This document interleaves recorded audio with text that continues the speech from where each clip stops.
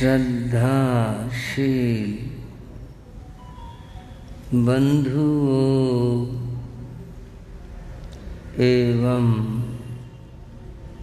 श्रद्धाशील बहनों, आप सभी को विदित है कि 23वें तीर्थंकर भगवान पार्श्वनाथ की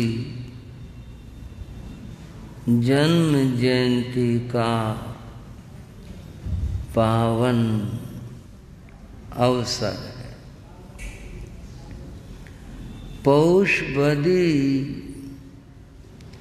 दशमी को भगवान पार्श्वनाथ का जन्म हुआ था। उस उपलक्ष्य में 3 दिनों का यह उत्सव मनाया जाता है। बंधुओं, उत्सव के भिन्न भिन्न रूप होते हैं। कुछ सांसारिक उत्सव खाने पीने के, आमोद प्रमोद के, अच्छे वस्त्राभूषण धारण करने के, ये कुछ अवसर होते। लेकिन जो धर्म जगत के उत्सव हैं,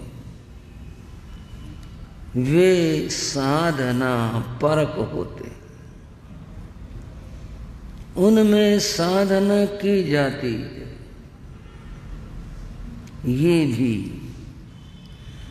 जो भगवान पार्श्वनाथ का जन्म कल्याणक है, साधना का अनुपम और अद्भुत अवसर है। वो साधना कैसे और क्यों कर करें, यह तो अपनी क्षमताओं पर निर्भर है कि इस अवसर पर हम अधिक से अधिक जप करें, अधिक से अधिक तप करें, ध्यान करें, प्रभु की स्तुति करें। मैं ये कुछ बातें प्रभु के गुणगान की आपके सामने रखूंगा। पहले कुछ पंक्तियां प्रभु स्तुति में आप और हम मिलकर गुनगुनाते हैं। पार्श्व जिनवर के गुण प्रेम श्रद्धा से सुन गुण गुनाए, मस्त हो अपना मस्तक झुकाए। पार्श्व जिनवर के गुण प्रेम श्रद्धा से सुन गुण गुनाए, मस्त हो अपना मस्तक बोलो मस्त हो अपना दूर जाना नहीं, मन के मंदिर में ही लो लगाए। मस्त हो अपना मस्त झुकाए, दूर जाना नहीं, मन के मंदिर में ही लो लगाए।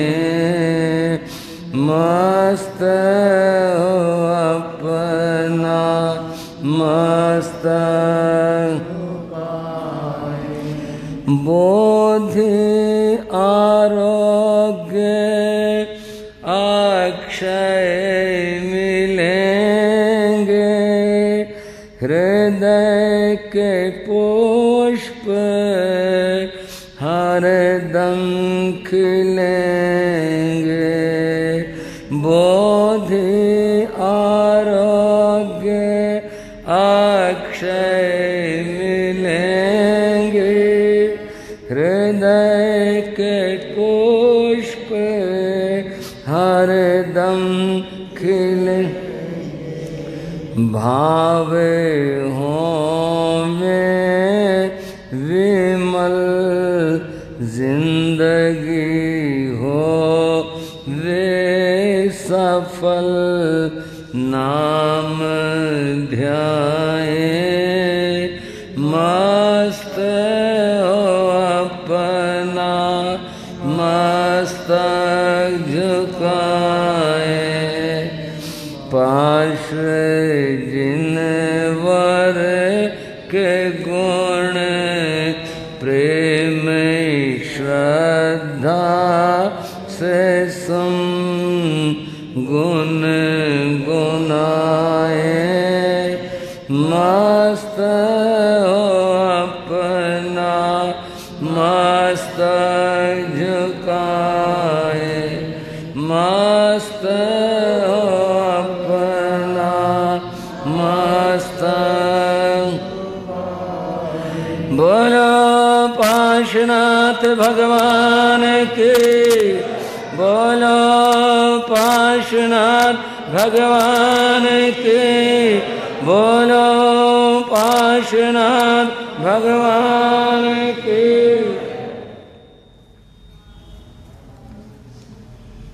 बंधु और बहनों, आप सभी जानते हैं कि भगवान पाशनाथ 23वें तीर्थंकर थे। तीर्थंकर परंपरा जैन धर्म में मानी जाती है। ऐसा नहीं सोचना है कि अच्छा ये तो जैनियों की कथा है, यूं नहीं, बात को समझना है। महापुरुष किसी एक जाति और संप्रदाय के नहीं होते। सूरज किसी एक देश, किसी एक नगर, किसी एक गांव का नहीं होता। सूरज सबका होता है। सूरज सबके लिए निकलता है।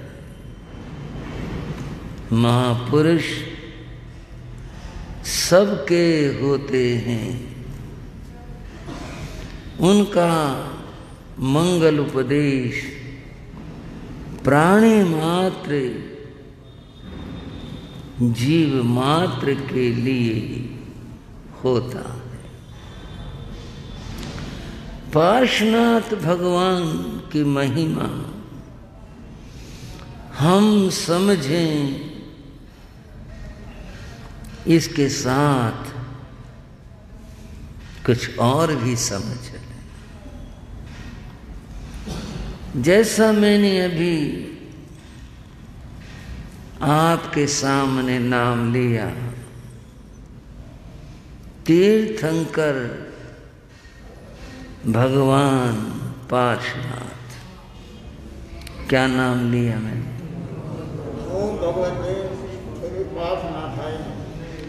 आपने तो मंत्र बोला, बड़ी अच्छी बात है। मैं नाम की बात कर रहा था। यहां तीर्थंकर शब्द आया।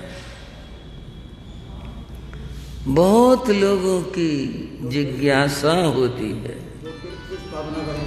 तीर्थंकर कौन होते हैं, तीर्थंकर किसे कहते हैं? बंधुओं, इसकी व्याख्या है, जो धर्म तीर्थ की रचना करे, स्थापना करे, उसे तीर्थंकर कहते हैं। तीर्थ तो आप समझते हैं, वह स्थान जहां पापों को धोया जाता है। वो स्थान केवल धर्म होता है। जो धर्म तीर्थ की स्थापना करते हैं, वे तीर्थंकर कहलाते हैं। संसार में बहुत सारी धर्म परंपराएं, उन सब परंपराओं में भगवान के स्वरूप का चिंतन किया गया। जैसा मैंने अभी कहा कि तीर्थंकर ये भगवान होते, धर्म की स्थापना करने वाले होते। बौद्ध परंपरा में बुद्ध महापुरुष या भगवान कहलाते हैं। ये जो हम नाम लेते हैं महात्मा बुद्ध का या भगवान बुद्ध का, ये इनका नाम नहीं है, ये इनका नाम नहीं है। नाम तो इनका गौतम था, इनका जो नाम है वो गौतम था। ये ज्ञानी हुए, इन्होंने बोधि प्राप्त की, आत्मज्ञान पाया। जो बोधि को प्राप्त करता है उसको बुद्ध कहते हैं। इसलिए ये गौतम बुद्ध कहलाए। गौतम नाम जो था वो पीछे रह गया, बुद्ध प्रसिद्ध हो गया। आज दुनिया उन्हें भगवान बुद्ध के नाम से जानती। तो बौद्ध परंपरा में जो महापुरुष हुए, भगवान हुए, वे बुद्ध कहलाए। बंधुओं, वैदिक धर्म परंपरा में अवतार होते। कौन होते? अवतार। परमात्मा, परम ब्रह्म परमात्मा वह जो निराकार है वह साकार रूप धारण करता है। वह अपने लोक से यहाँ इस धरा पर, इस पृथ्वी पर आता है। क्यों आता है? इस बात को गीता में बहुत अच्छे से कहा गया। गीता में कहा, यदा यदा ही धर्मस्य ग्लानिर् भवति भारत अभ्युत्थानाय धर्मस्य तदात्मानं सृजाम्यहम्।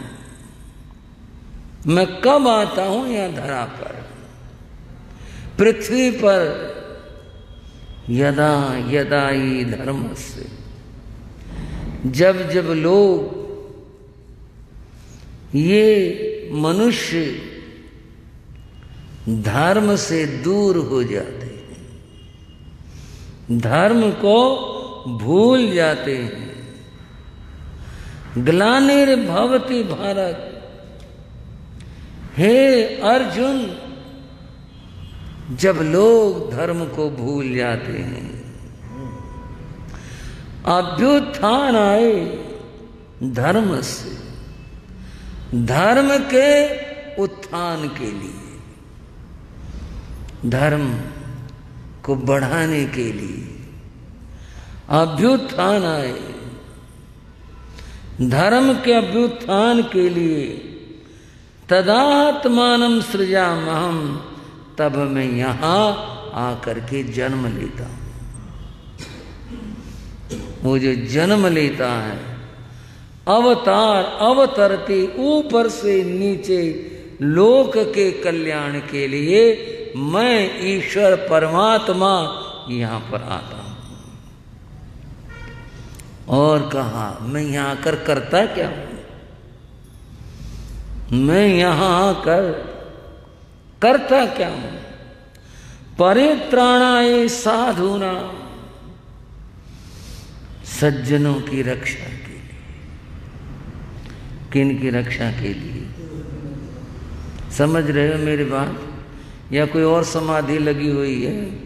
ध्यान दे लेना बात पर, किसी और समाधि में ना जाओ, इसके साथ में जुड़ो। परित्राणाय साधूनां, साधु जनों की रक्षा के लिए, विनाशाय च दुष्कृताम, और पापों का नाश करने के लिए। सज्जनों की, साधुओं की रक्षा के लिए और पापों का नाश करने के लिए धर्म संस्थापनार्थाय, बस समझ लो बात यहां, धर्म की स्थापना करने के लिए। तीर्थंकर की व्याख्या भी क्या की थी?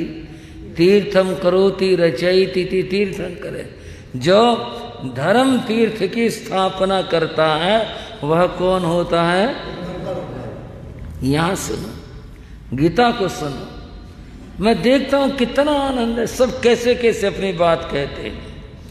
धर्म संस्थापनार्थाय संभवामि युगे युगे, मैं हर युग में आकर के यहाँ धर्म की स्थापना करता हूँ, मैं प्रकट होता हूँ। वैदिक परंपरा में भगवान ऊपर से यहाँ नीचे आते हैं और यहाँ आकर जन्म लेते हैं। उनका जन्म लेना अवतार कहलाता है, वे अवतार होते हैं।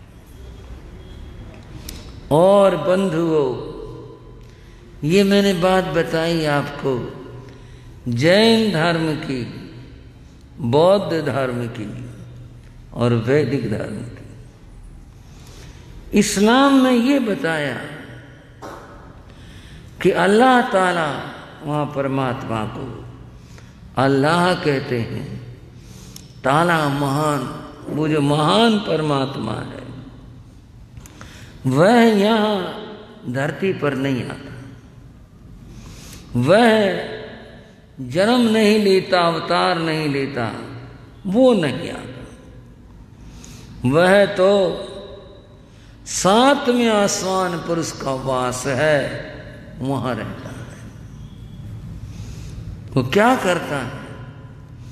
जब यहां इस धरती के ऊपर पाप बढ़ जाते हैं, जब यहां अधर्म बढ़ जाता है, दीन तबाह हो जाता है, तब वह अपने किसी ऐसे विश्वस्त कृपा पात्र को भेजता है, अपना दूत बनाकर भेजता है।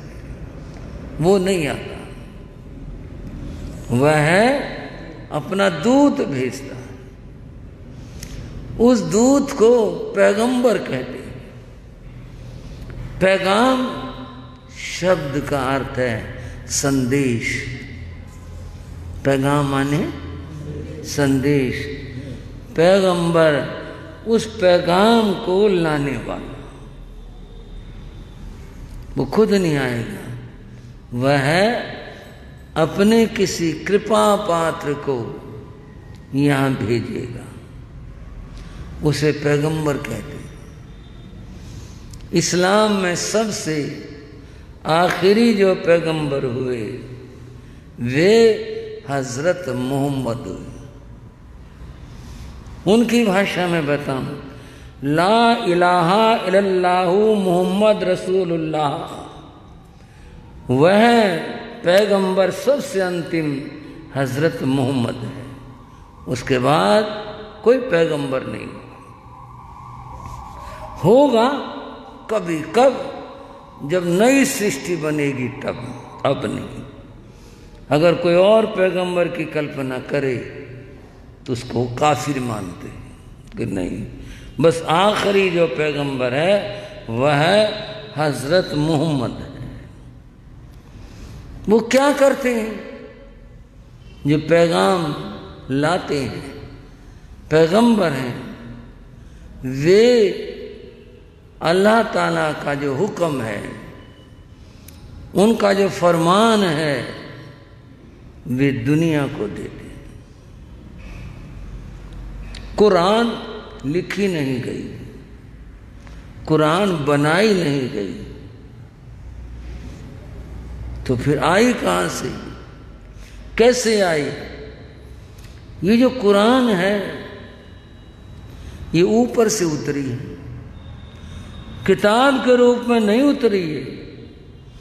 हजरत मोहम्मद एक टीला था, वहां एक गुफा थी, वहां जाकर के बैठता था, आंखें मूंद करके चुप होकर, जिसको हम ध्यान कहते हैं। उस ध्यान में उसके दिमाग में उतरती थी, कुरान उसके दिमाग में उतरती थी और वह उसे याद हो जाती थी। फिर वह जो दिमाग में उतरता था उसको इल्हाम कहते हैं। उनका नाम है इल्हाम, अवतरण, जो ऊपर से आई है। इल्हाम हुआ, ऊपर से आदेश हुआ। फिर वो उस इल्हाम को जो कुरान कहलाई दुनिया को सुनाते हैं, दुनिया को बताते हैं। ये सारे पैगंबरों का काम है, बस यही है उनका। हर ज़माने में अलग अलग पैगंबर भेजे गए और वो पैगंबर, उनको इल्हाम हुआ, ऊपर से कुरान उतरी और फिर वो उन्होंने दुनिया को सुनाई।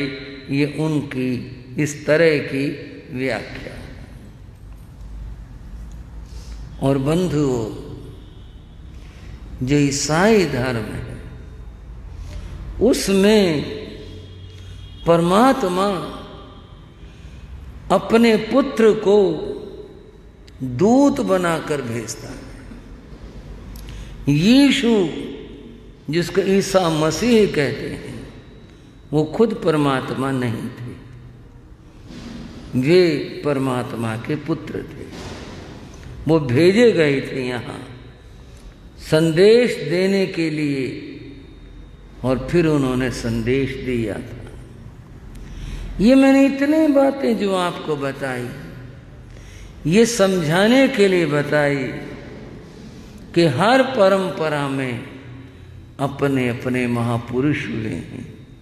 उनको भगवान कहा, अवतार कहा, तीर्थंकर कहा, किसी ने बुद्ध कहा, किसी ने पैगंबर कहा, किसी ने परमात्मा का पुत्र कहा।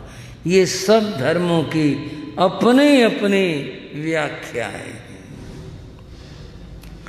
बंधुओं, एक और बात आप कितने रुचि ले रहे हैं ये तो आप समझेंगे, बता रहा हूं आपको। एक और अद्भुत बात है, हर धर्म में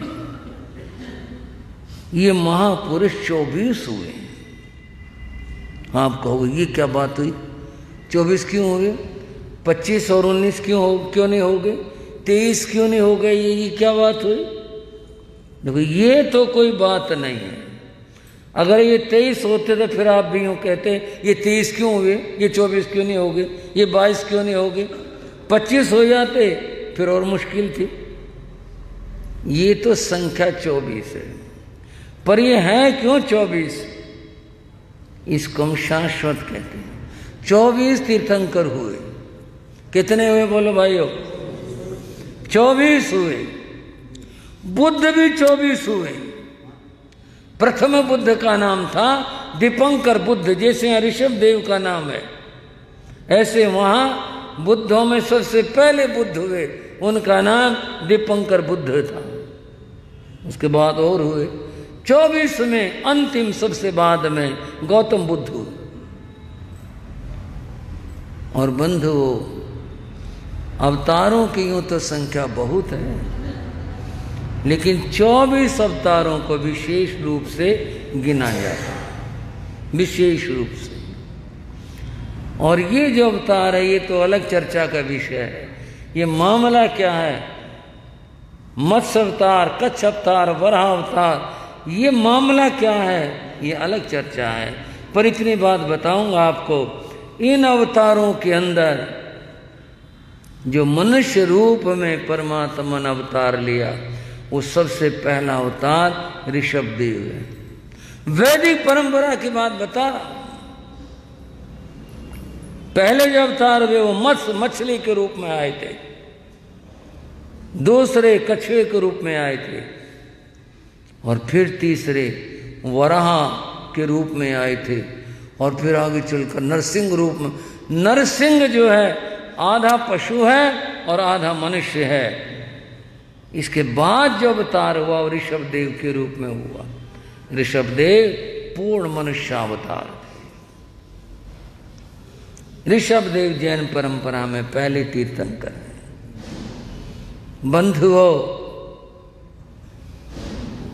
इस्लाम के अंदर 1,00,000 पैगंबरों की बात है, इतने पैगंबर हुए। पर कमाल यह है 24 के नाम वहां जपे जाते हैं। पता नहीं क्यों छाट रखे हैं, कैसे मामला, उनके नाम वहां लिए जाते हैं। ये 24 वाला मामला, इसका कोई समाधान है नहीं, केवल इतना है ये संख्या शाश्वत है। हमारे इसमें काल चक्र में 24 होंगे। जो काल चक्र है उसका आधा जो भाग आप सर्पणी, उसमें 24, उस सर्पणी में 24, जब हुए 24 हुए। पर एक बात और है, अनंत तीर्थंकर हो चुके और आगे होंगे। और अवतार शायद किसी के मन में यह आया हो कि मैं अपने आप बनाकर बात बोल रहा हूं, ऐसा नहीं है। प्रमाण के साथ मैं बोल रहा हूं, जो मैं आपको कह रहा हूं। अवतार इतनी सृष्टि हो चुकी अब तक, वो गिनी नहीं जा सकती। और हर सृष्टि में अवतार पैदा हुए, हर सृष्टि में। और तो और क्या, राम के नाम से भी लाखों लाखों अवतार हो गए, राम के नाम से। कभी मोहन सोहन के नाम से भी अवतार हुए होंगे। मैं तो ये बता रहा हूं, इनको गिना ही नहीं जा सकता। सभी धर्मों में यही मान्यता है। इतने हो चुके और आगे भी होंगे, ये और आगे भी होंगे। आपने कथा सुनी होगी, और वो कथा ये है कि एक बार हनुमान जा रहे थे, रास्ते में एक ऋषि मिले थे बैठे हुए। हनुमान जी ने कहा चलो ऋषि से मिलने। उनसे नाम पूछा, आप कौन हो, यहाँ कब से बैठे हो? कब से बताऊं कब से बैठा हूं मैं, बहुत समय हो गया। आखिर कुछ तो गिनती होगी। हनुमान जी ने ये पूछ लिया, कुछ तो गिनती होगी। बोले तुम हनुमान हो ना? बोले हाँ जी। तुम्हें अपनी गिनती पता है? बोले मेरी क्या गिनती होगी, मैं हनुमान हूँ। बोले कितने हनुमान हो चुके तुम्हें पता है? बोले कितने हनुमान हो चुके? बोले हाँ। तुम अंगूठी लेके गए थे ना सीता के पास में? बोले हाँ गया था। बोले जरा मेरा कमंडलू देखना, इसमें बहुत सारी अंगूठियां हैं जिन पर राम का नाम खुदा हुआ है, पहचानना तुम्हारी वाली कौन सी अंगूठी थी? झोंका, सृष्टि दिखाई दी, इतनी अंगूठियां इतनी अंगूठियां। बोला ये क्या? बोले सृष्टि अनादि और अनंत है, ये यूं ही चलती है, इसमें तो होती रहते महापुरुष। ये सब अंगूठियां हैं जो एक तुम लाए थे इनमें से। चर्चा दूसरी तरफ चली गई। मूल बात पर आता हूं। 23वें तीर्थंकर की बात मैंने कही और मैंने इसकी कुछ व्याख्या आपके सामने रखी। जो पार्श्वनाथ नाम से हुए वे 23वें तीर्थंकर थे। कौन से भाई? 23वें। हर महापुरुष अपने जमाने में कुछ विशेष काम करता है। आप इस पंक्ति को बहुत अद्भुतता से विचार करेंगे। धर्म संस्थापनार्थाय संभवामि युगे युगे। धर्म की स्थापना के लिए। किसी जमाने में राक्षसों का प्रभाव था, किसी जमाने में हिंसा बढ़ गई थी, किसी जमाने में छल कपट बढ़ा था, और महापुरुषों उन महापुरुषों ने उस पाप को दूर किया, मिटाया। ये उनका काम था। भगवान महावीर के युग के अंदर महान हिंसाएं होती थी। हिंसा को तो महान किस अर्थ में कहूँ? बड़े के अर्थ में कह रहा हूँ, ऊंचे के अर्थ में नहीं। हिंसा तो कभी महान होती नहीं, अहिंसा महान होती है। लेकिन बहुत हिंसा होती थी। ऋषभ देव के जमाने में आदमी बिल्कुल अनपढ़ था, उसको योग्य बनाया ऋषभ देव ने। हर युग में महापुरुषों ने उस जमाने की जो आवश्यकता थी वो पूरी के रास्ता दिखाया, मार्ग दिखाया। और इस क्रम के अंदर हम चर्चा कर रहे हैं भगवान पार्श्वनाथ की, और सुनहरी मौका, सुनहरी अवसर है प्रभु पार्श्वनाथ की कथा की चर्चा का। कुछ पंक्ति बोलते हैं। प्रभु पार्श्व कथा को श्रवण करो, प्रभु पार्श्व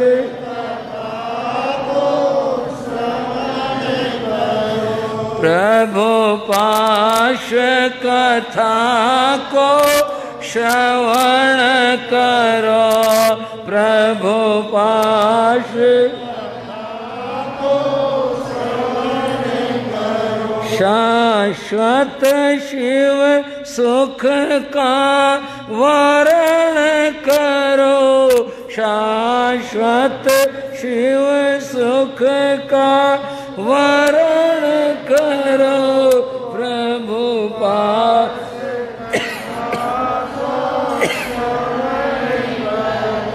प्रभु पाश कथा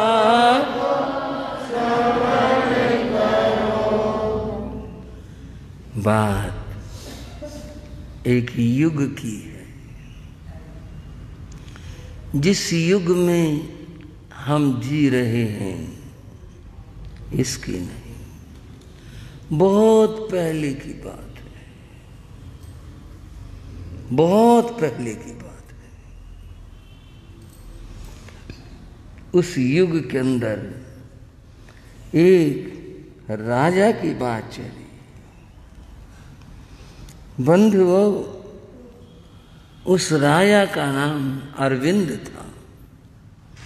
आप अगर सोचते होंगे तो एकदम प्रश्न करेंगे। अरविंद हिंदी का नाम है, संस्कृत का नाम है, आज के जमाने का नाम है। बात तो ऐसी है। मैंने ऐसा प्रश्न आपके दिमाग में डाल दिया, समाधान होना मुश्किल है इसका। तो बंधु हर युग में अपनी भाषाएं रही हैं, ये तो नहीं कह सकते उस जमाने में हिंदी होगी। अरविंद नाम कहाँ से आया, बड़ा मुश्किल है बताना। बंधु वो हर भाषा के अपने शब्द होते हैं। हमारी इस भाषा में अरविंद शब्द का अर्थ कमल होता है। उस जमाने में कमल अर्थ था, क्या अर्थ था अरविंद शब्द का, या अरविंद ही था, मैं नहीं बता सकता, कोई नहीं बता सकता। बस कथा को समझ लो, इसी में सार्थकता है। अरविंद नाम का एक राजा था, उसकी राजधानी का नाम पोतनपुर था। यहाँ पार्श्वनाथ तो कहीं आ नहीं रही, पार्श्वनाथ आएंगे ना, पार्श्वनाथ वहां से लाएंगे जहां से बात शुरू होती है, वहां से। पोतनपुर उसकी राजधानी थी। राजा नेक था, राजा भला था, राजा बहुत अच्छा था। उसके राज्य में शांति थी, राजा था, अच्छे विचारों का राजा था। बंधुओं, आप ये भी जानते हैं कि जब एक राजा है तो उसके मंत्री, सेनापति, ये सब भी होंगे, वो भी थे। इन सब में एक और व्यक्ति होता है जिसको पुरोहित कहते हैं। राजाओं के राज पुरोहित भी होते थे। और बताऊं आपको, राज वैद्य भी होते थे। हमें एक डॉक्टर साहब मिले, उनका जो लेटर पैड देखा तो उसमें लिखा हुआ था राष्ट्रपति के, अंग्रेजी में लिखा था, उसका अर्थ ये था राष्ट्रपति के परिवार चिकित्सक। माँ देखो भाई, मैंने जो भाई लाए थे उनसे पूछा, मैं कहा है भाई इनका राष्ट्रपति भवन माना जाना? बोला जी कहीं कहा। मैंने कहा लिखा तो इसमें। बोले को कि मम्मी फूफी चाची कहीं की कोई होगा रिश्तेदार, उसका कभी इलाज किया होगा, इसलिए लिख दिया राष्ट्रपति के परिवार चिकित्सक। ऐसा ही है, हर आदमी जुड़ना चाहता है। ऐसा वहां से था कि लोग देखो, और प्रधानमंत्री का, राष्ट्रपति का, बिल्कुल बहुत बढ़िया आदमी होगा, बहुत बढ़िया जानकार होगा। कोई जमाना राजाओं का था तो राजवैद्य होते थे, तब डॉक्टर नहीं थे। राज्य वैद्य राजा के निजी चिकित्सक होते थे। ये तो एक बात है, पर आपको दूसरी बात बता दूं। राज चिकित्सक का काम राजा की देखभाल करना नहीं था, राज्य की देखभाल करना था। और वो कैसे? अगर कोई महामारी फैल गई, उसका जिम्मेदार राज्य वैद्य होता। तू क्या कर रहा था? तू किस बात की तनख्वाह ले रहा था? बीमारी फैल गई, तूने क्यों नहीं ध्यान रखा भाई क्या मौसम है, क्या बात है, क्या संभावना है, कोरोना रोग फैला, जिम्मेदार कौन बने, और जो जिम्मेदार है उसको कौन टोके।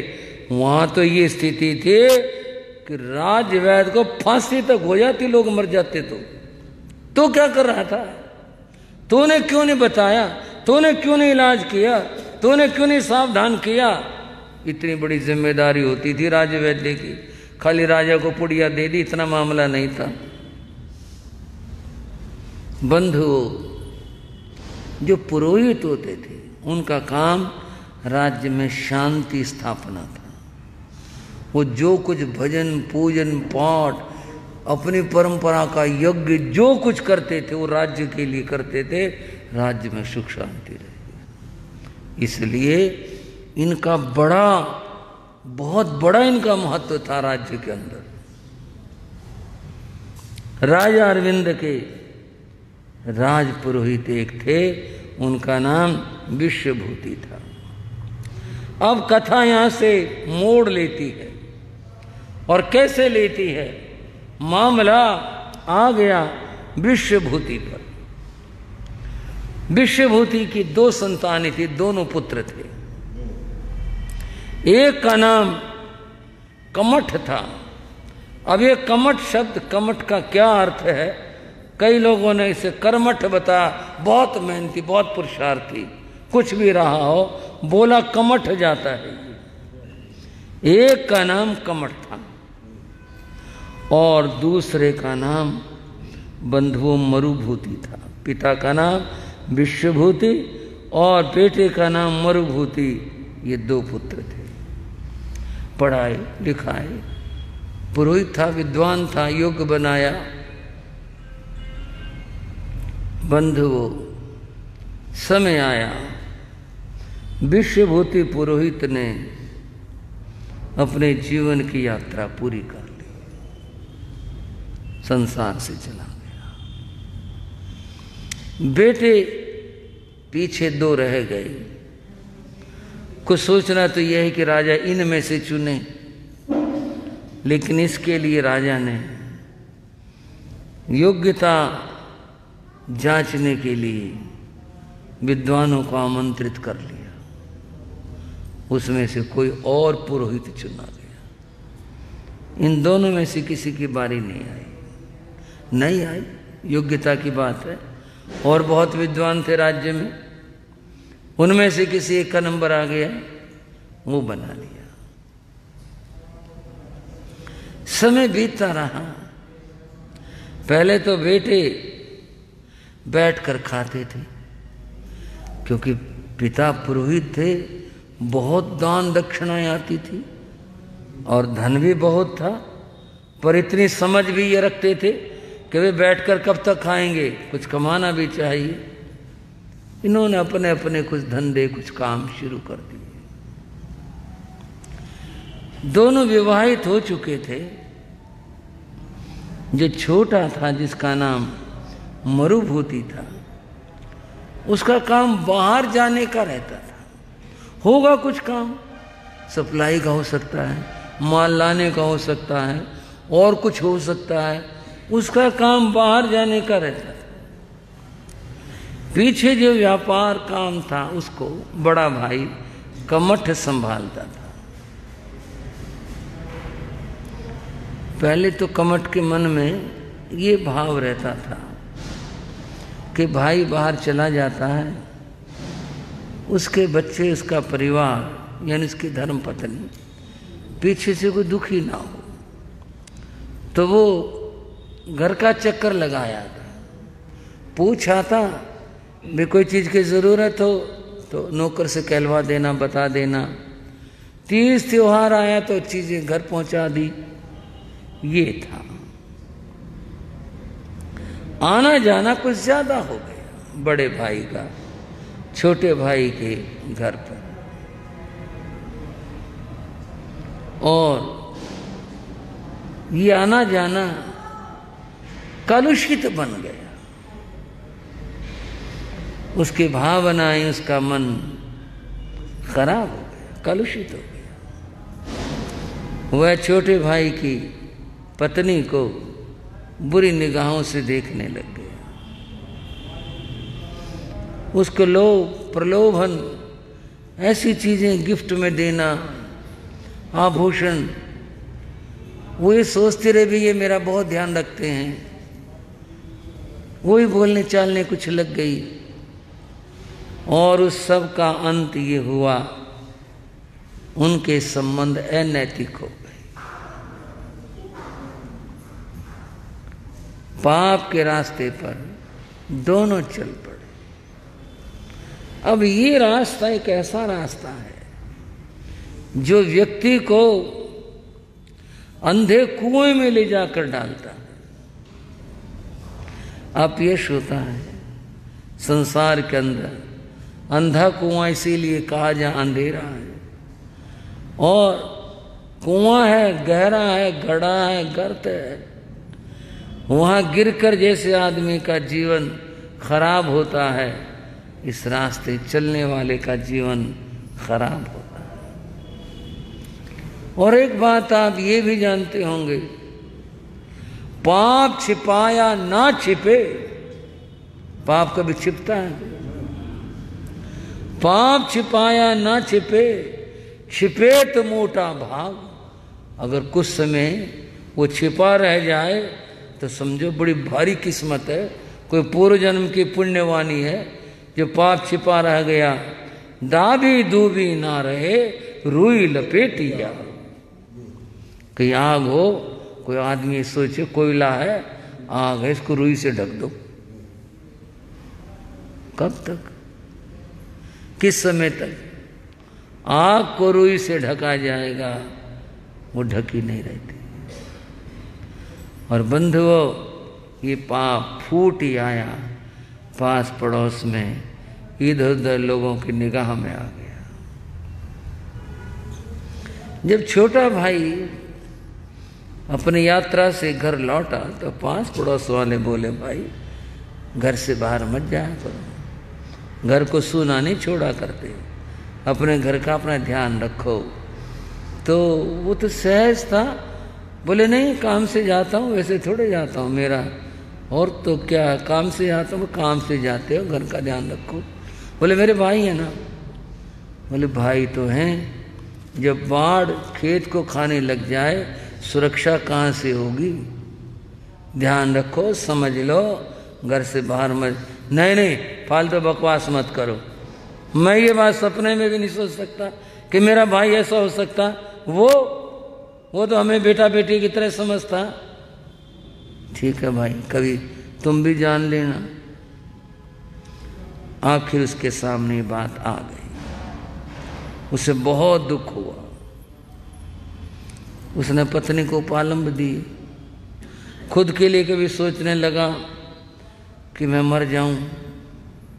आखिरकार विचार के बाद उसने बड़े भाई से बात ही कर ली कि भाई ऐसा मत करो, आप मेरे घर मत आया करो।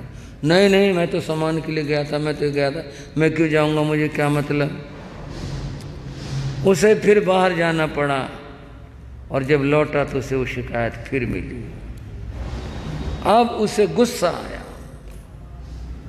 मरुभूति को, छोटे को, भाई कमठ के ऊपर गुस्सा आया।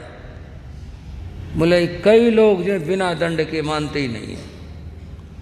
जब एक बात होगी, अपयश हो गया गली मोहल्ले के अंदर, मैंने कह लिया, फिर नहीं समझ में आता इसको। उसने राजा उसको आया, सामने खड़ा हुआ, किस रास्ते चल रहे हो? नहीं जी मैं जी, कोई मैं जी तू जी नहीं है, राज्य से निकल जा, अगर दिखाई दे गया फांसी पर टांग दूंगा, चला जा आज यहां से। बुरा आदमी, पापी आदमी, ऐसे काम करते हो? ऐसों के लिए मेरे राज्य में जगह नहीं है, निकल जाओ यहां से, आज ही निकल जा, दिनों रात की कोई चिंता नहीं है, चला जा बस। राजा का रूप रौद्र था। राजा का ये हुक्म समझो बहुत दयामय था। दयामय के फांसी चढ़ाता उसे, कह दिया अगर दिखाई दे गया फांसी टांग दूंगा, निकल जा तू यहां से। वो चला गया, करता क्या, उपाय था नहीं कोई भी। राजधानी ने राज्य से निकाल दिया, पड़ोसी राज्य में चला गया, रोया अपने पाप के ऊपर। अब क्या करे, क्या हो सकता था? रस्सी छूट जाए तो बाल्टी भी और रस्सी भी दोनों कुएं में जाती है। हाथ से रस्सी छूट गई थी, क्या हो।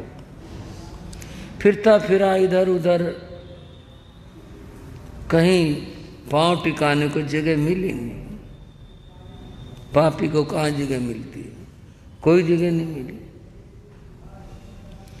फिरते हुए यूं वह एक आश्रम में चला गया। वहां महात्मा लोग थे। अब उन्हें क्या पता ये आदमी कैसा है, भगत बन करके गया। जाकर के महात्माओं को प्रणाम किया, सेवा पूछी। बोले भाई कोई सेवा नहीं। नहीं जी सेवा बताओ। अपने आप उनके कपड़े धोने लग गया, काम करने लग गया, सफाई करने लग गया। महात्माओं ने देखा भाई भगत आदमी है, बिना कहे काम करता। कुछ समय के बाद कमठ बोला जी मेरे को महात्मा बना दो, मेरे को महात्मा बना दो। मूंड मुंडाए 3 गुण, सिर की मिट गई खाज, खाने को लड्डू मिले, लोग कहें महाराज और क्या चाहिए। बोला ये साधु बना लो मेरे को।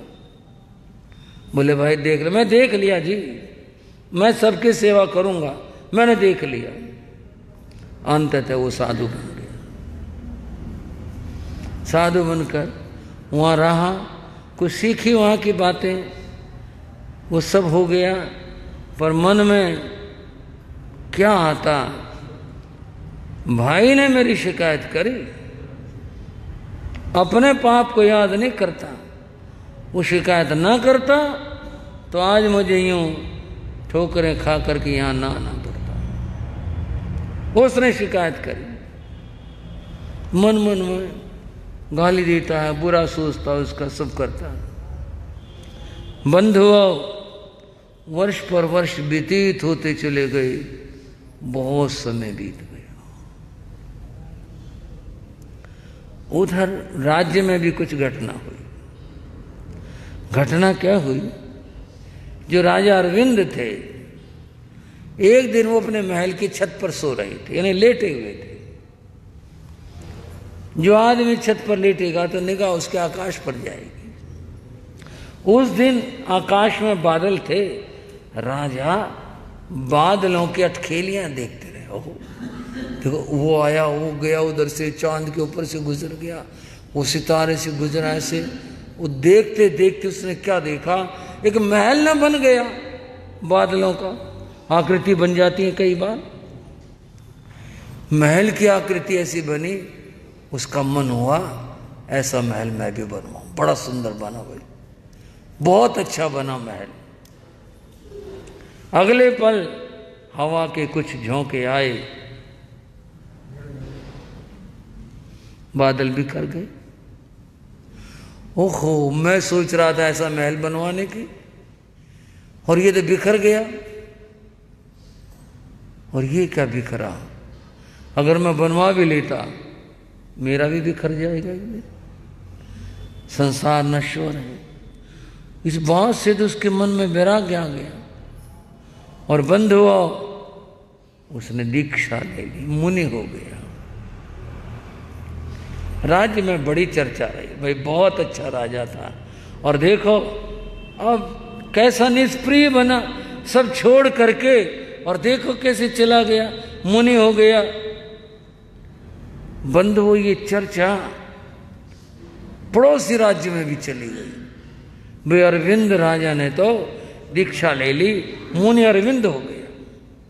कमठ ने भी सुनी, बोला चलो रान कटी इसकी, तो हरियाणा का शब्द है, चलो ठीक हो, मेरा तो रास्ता खुला।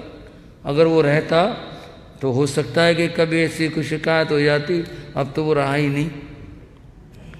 वो अपने राज्य में आ गया साधु बन करके, घूमता फिरता रहा।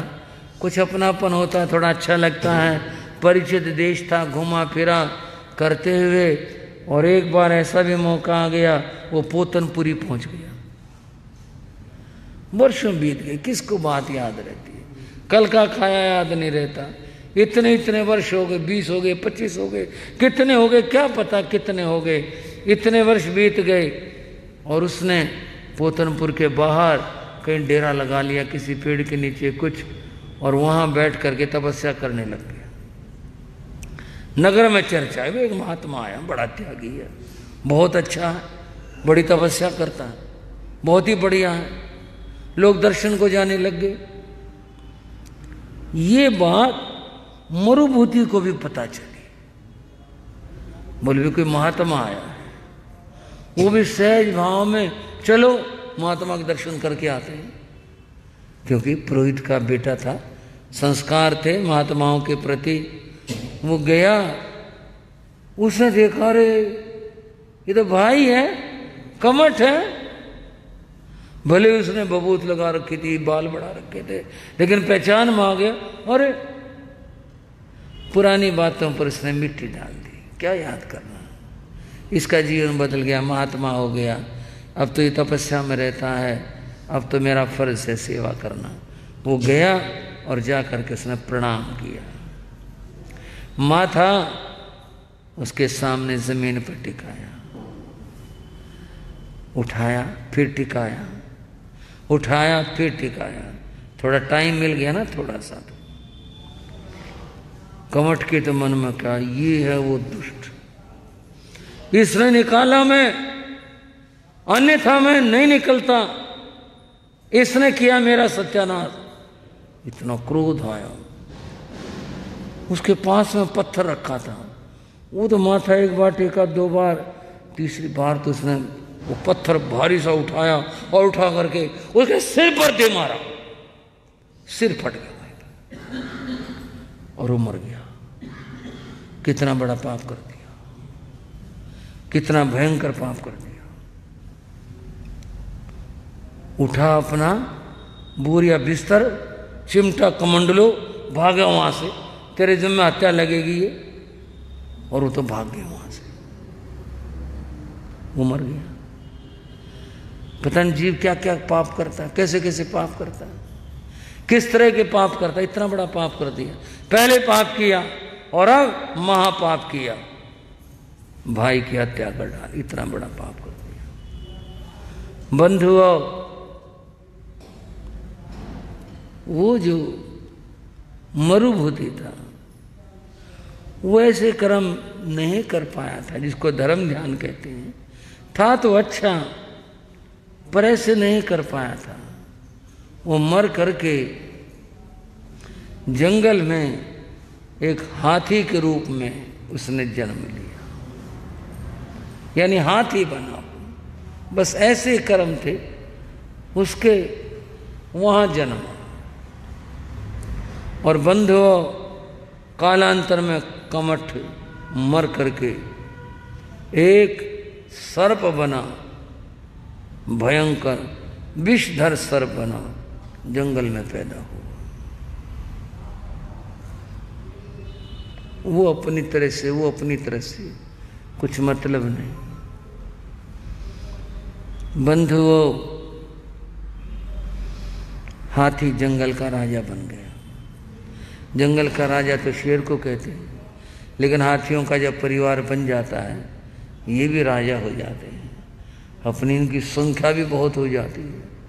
वो अपने हाथियों के परिवार के साथ घूमता फिरता, इधर उधर जाता, अपनी मस्ती में घूमते, खूब से खाते पेड़ों के पत्तों को और सब कुछ। जंगल में एक तालाब था बड़ा सा, वहां वो जाकर पानी पीते थे। वही था एक बार, बस थोड़ी सी बात और करता हूं। एक बार सागर दत्त नाम का एक सेठ व्यापारी अपने बहुत सारी सैकड़ों गाड़ियां माल की भर करके, पहले यही रास्ता होता था कि गाड़ियां माल भर करके ले जाते थे। वो भर करके कहीं जा रहा था, देर हो गई, बहुत सारे नौकर आदमी साथ में थे। सबका ये मन बना, वे तालाब है तो चलो यहाँ डेरा डाल लो। उन्होंने डेरा डाल लिया और वहाँ कोई नहाने लगा, पानी पीने लगा, अपने रोटियां बनाने लगे। हाथियों का टाइम हो गया और ये सबसे आगे था। या तो इसने देखा व्यास तो यहाँ, अभी बर्दाश्त कहाँ होती है इनको, भी दूसरा हमारे इलाके में आ जाए।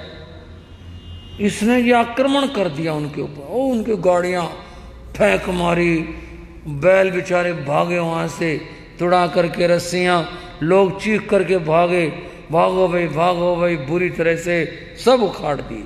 उनके टेंट तंबू सब उखाड़ दिए, सब भाग गए। पानी पी करके ये लौटे।